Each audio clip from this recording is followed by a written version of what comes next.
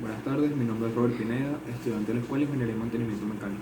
A continuación vamos a hablar sobre lo que es un trazado, cuáles son sus herramientas, cuáles son los pasos y qué finalidad se obtiene en realizar un trazado. Como bien la palabra dice trazado, trazar, consiste en marcar, subrayar o dibujar un objeto o hacer un dibujo sobre un plano, sobre un material, el cual tú vayas a trabajar, bien sea una hoja, bien sea un tornillo, bien sea una lámina, sea lo que sea que tú vayas a cortar, a limar, a esmerilar o a hacer un dibujo sobre una superficie, se necesita un trazado. Existen dos tipos de trazado, el trazado plano y el trazado tridimensional. El trazado plano, como bien lo dice, el trazado plano se basa en trazar una línea o trazar un dibujo, como dije anteriormente, sobre una lámina, como por ejemplo sobre una hoja o sobre una lámina metálica. El trazado tridimensional consiste en trazar un objeto en tres dimensiones, bien sea un tornillo, la cual se necesita cortar en tres pasos. Se necesita cortar el diámetro, se necesita cortar lo ancho y se necesita cortar lo largo. Como podemos observar acá tenemos un simulacro sobre lo que es un tornillo y queremos cortar dicho tornillo largo, ancho, diámetro o espesor. Se le llama corte tridimensional.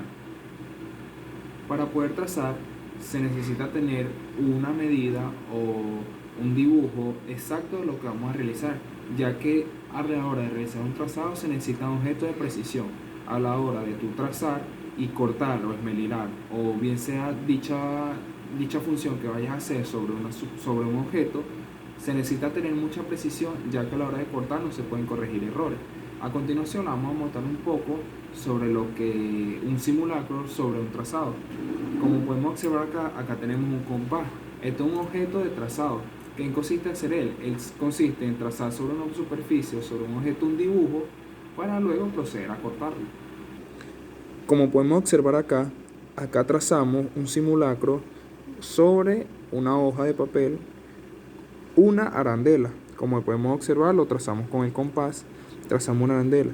Luego de hacer el trazado, como dijimos anteriormente, tienes que estar seguro de las medidas que tú vayas a realizar acá y la medida que tú vayas a realizar acá, ya que luego del trazado viene el corte y se necesita medida exacta para hacerlo.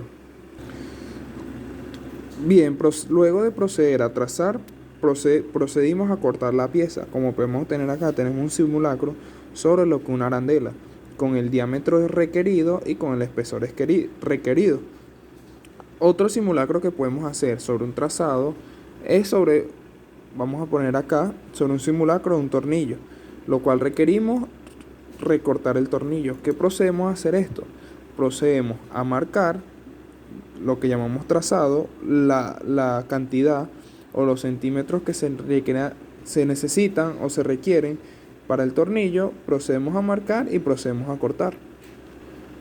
Una vez realizado el corte sobre el tornillo, como pueden observar, en las puntas del tornillo quedaron superficies, vamos a llamarlo escombros. ¿Qué se puede utilizar para esto? Volver a marcar un poco sobre el objeto que vamos a elaborar, marcar y con una lima limpiamos el objeto. Una vez limado el tornillo, podemos observar cómo quedaron las puntas. Ya con esta demostración podemos observar lo que es un trazado. Mencionamos el trazado con un compás. Existen muchos tipos de trazado, muchas herramientas para hacer un trazado. Existe una punta de trazar, existe un gramil, existe un granete, existen guías, existen muchos objetos, pero como podemos observar acá, lo realizamos con un compás.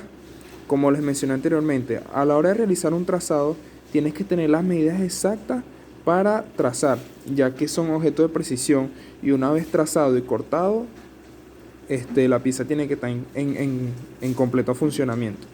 Si trazaste una arandela y no quedó en la medición exacta, ya se requiere otro material o se necesita otro tipo de metal para realizar otra arandela, ya que la arandela elaborada con las mediciones fallas no sirve.